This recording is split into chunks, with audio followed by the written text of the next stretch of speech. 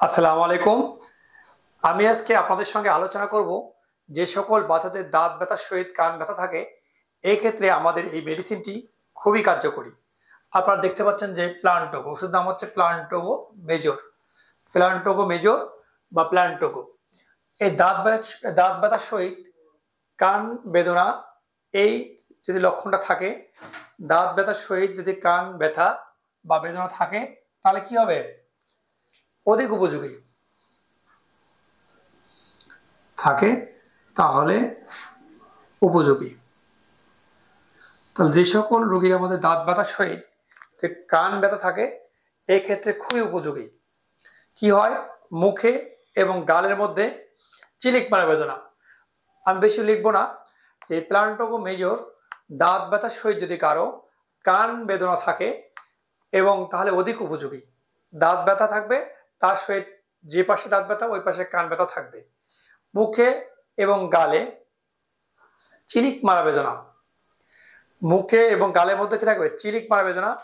বেদনাটা হঠাৎ করে শুরু হবে, দেখতে দেখতে প্রচুর আকার ধারণ করবে। কিন্তু আমাদের এই ওষুধটি যদি দাঁতে লাগানো হয়, প্লাস কয়েক ফোঁটা করে কয়েকবার খাওয়ালেই এই ব্যথাটা দ্রুত কমে যায়। দাঁত ব্যথার সহিত যদি কিছু খেলেই কম থাকে, মানে দাঁত ব্যথা আছে কিন্তু কিছু খেলে কম থাকে, এই ক্ষেত্রে আরো অধিক উপযোগী। খোলা এবং ঠান্ডা হাওয়ায় এই দাঁত ব্যথা বেড়ে যায়।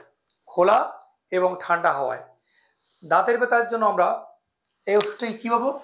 যে দাঁত ব্যথার সহিত কান ব্যথা থাকলে এটা উপযোগী।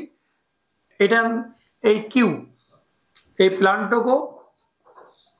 প্লান্টোগো কিউ অধিক উপযোগী।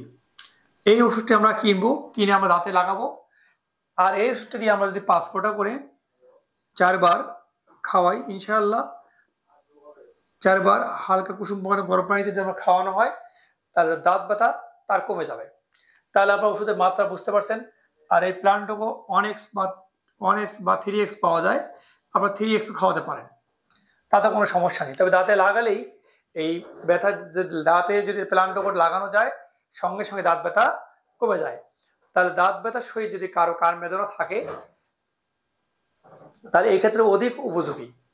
মুখে গালে এবং চিলিক পাড়া বেদনা থাকে, তাহলে হঠাৎ শুরু হয়, তাহলে এই ওষুধটি অনেক কার্যকরী। ধন্যবাদ সবাইকে।